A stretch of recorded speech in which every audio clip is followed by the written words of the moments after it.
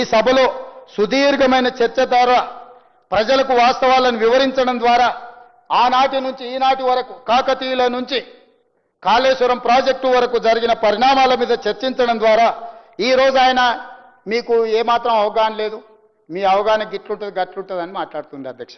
నేను ఒక మాట సింపుల్గా చెప్పదలుచుకున్నా అధ్యక్ష. బ్యారేజీలు వేరు, డ్యామ్లు వేరు. బ్యారేజ్ అనేది నీటిని మళ్లింపు చేయడానికి కానీ నీళ్లను ఎత్తిపోసుకోవడానికి కానీ కట్టేది బ్యారేజ్. నీటిని నిల్వ చేయడానికి కట్టేది డ్యామ్. డ్యామ్ అంటే Srisailam dam, Nagarjuna Sagar dam, Sriram Sagar dam. Srisailam డ్యాంలో 215 టీఎంసీల నీటి నిల్వ చేయొచ్చు అధ్యక్ష. దాని సాంకేతిక నైపుణ్యం నీటి నిల్వ చేయడానికి అవసరమైన ప్రణాళికలతోని డ్యామ్ కట్టింది అధ్యక్ష. నాగార్జున సాగర్ మనుషులు కట్టింది, పాలమూరు లేబర్ కట్టింది, రక్తం చెమటని రక్తంగా మార్చి రక్తాన్ని చిందించి కట్టిన ప్రాజెక్టు నాగార్జున సాగర్లో 312 టీఎంసీల నిల్వ చేయొచ్చు అధ్యక్ష. 2009-10లో మీకు తెలుసు, ఉమ్మడి రాష్ట్రంలో ఆనాడు శ్రీశైలంలో నీరు ఉధృతంగా వచ్చి ప్రాజెక్టు పైనుంచి దుంకిపోయిన నీళ్ళు, కానీ ప్రాజెక్టు 1 ఇంచు కట్టు కదలలేదు అధ్యక్ష. నాగార్జున సాగర్ కూడా చిన్న డ్యామేజ్ జరగలేదు. ఇవాళ కూడా పోచారం ప్రాజెక్టు నిజాం కట్టిన 106 సంవత్సరాల ప్రాజెక్టు కూడా నిటారుగా నిలబడ్డది అధ్యక్ష. ఇవి డ్యామ్లు.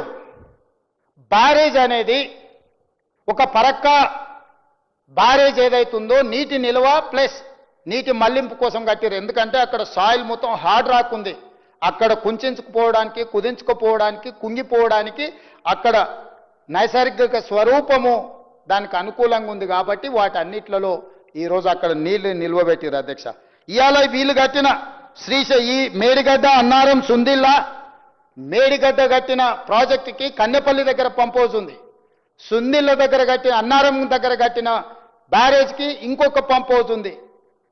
సుందిళ్ళ దగ్గర కట్టిన పంప్ హౌస్కి, అదే బ్యారేజ్కి ఇంకొక పంప్ హౌస్ ఉంది అధ్యక్ష.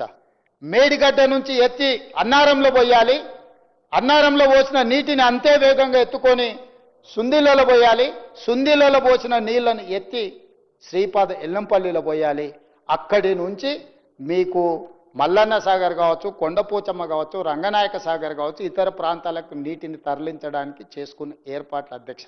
ఇవన్నీ సైమల్టేనియస్గా పనిచేయాలి. మేడిగడ్డ దగ్గర ఎత్తిపోస్తే అన్నారంలో పంపులు పనిచేయకపోతే 5 నిమిషాలలో ఎందుకు కాకుండా పోతుంది అధ్యక్ష?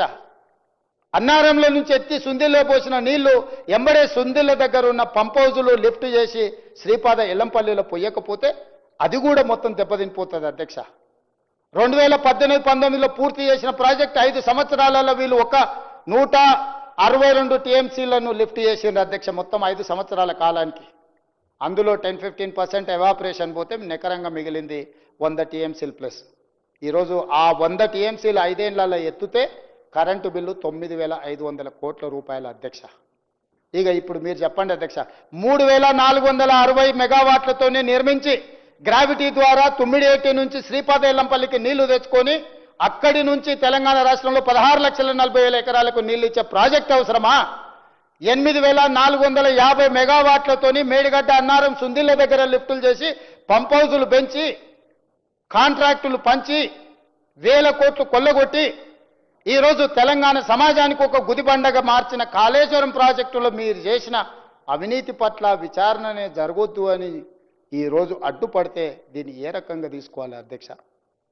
అందుకే అధ్యక్ష, ఈరోజు ఎవరేమన్నా చులకన చేసి మాట్లాడినా, అవమానకరంగా మాట్లాడినా కూడా మేము ఓపికతో ఎందుకుంటున్నామంటే మేము ప్రజలకు జవాబుదారితనంగా ఉండదలుచుకున్నాం అధ్యక్ష.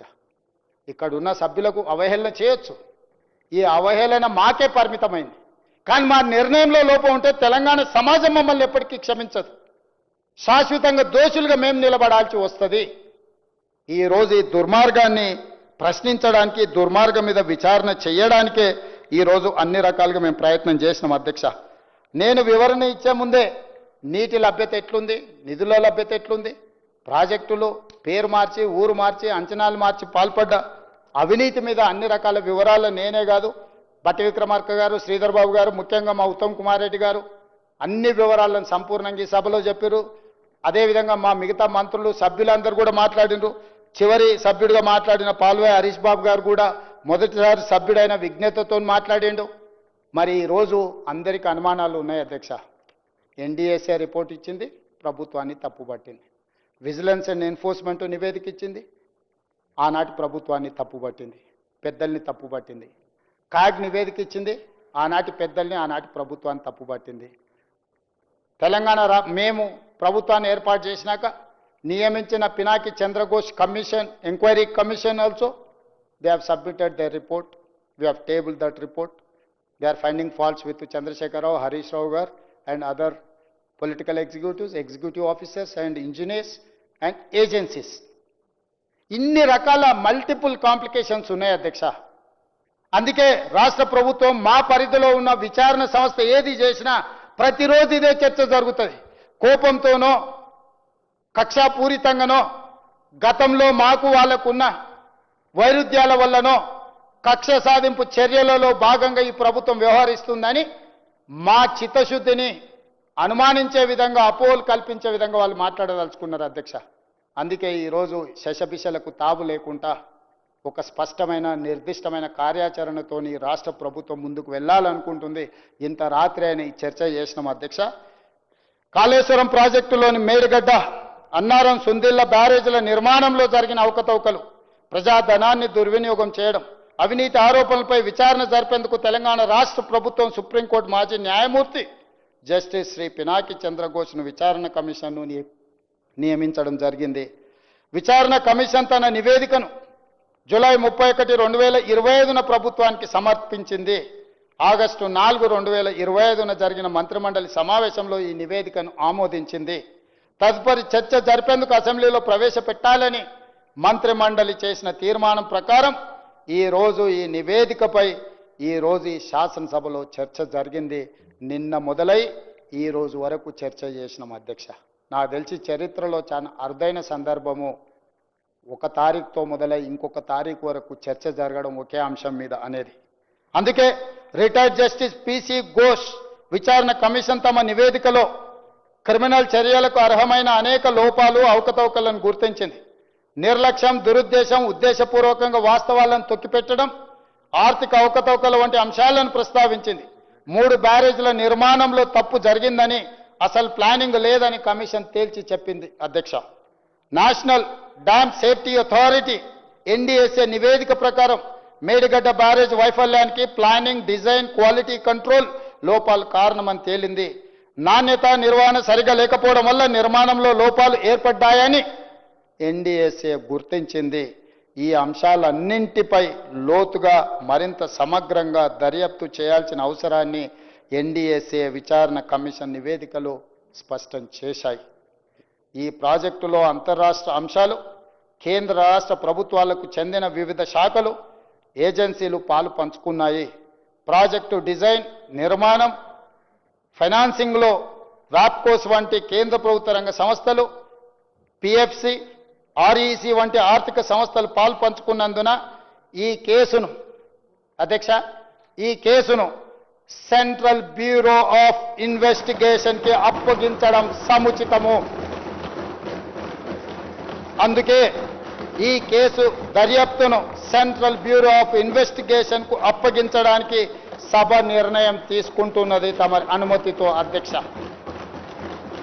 ఎన్నో రకాల అంశాలు, విచారణ అర్హమైన విషయాలు ఇందులో ఉండడం వల్ల సిబిఐ ఎంక్వైరీకి మా ప్రభుత్వం ఆదేశాలు జారీ చేయనైనది. ఈ సభ దీన్ని ఏకగ్రీవంగా ఆమోదించి సిబిఐ ఎంక్వైరీలో ఊరు, పేరు, అంచనాలు మార్చి దోచుకున్న వాళ్ళందరినీ శిక్షించడానికి అవసరమైన నిజాయితీతో కూడుకున్న విచారణ జరగాలని ఆశిస్తూ తమరి దగ్గర సెలవు తీసుకుంటున్న అధ్యక్ష.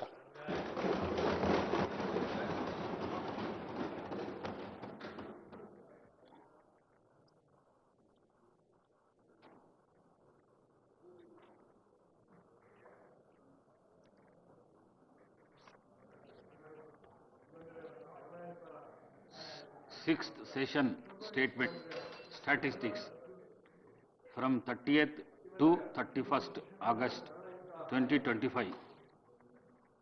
Number of days for which the assembly sat 2 days. Number of hours for which the assembly worked 13 hours 40 minutes. Number of speeches made by the members 26. Number of bills introduced and passed 5. Number of short discussed 1. Party positions in the assembly as on 31st 08/2025. INC 65, BRS 37, BJP 8, AIMIM 7, CPI 1, vacant 1, total 119.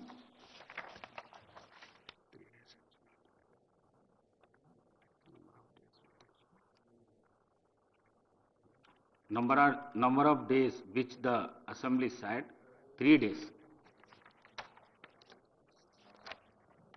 Now with the consent of the House, I urgent the House sanitize.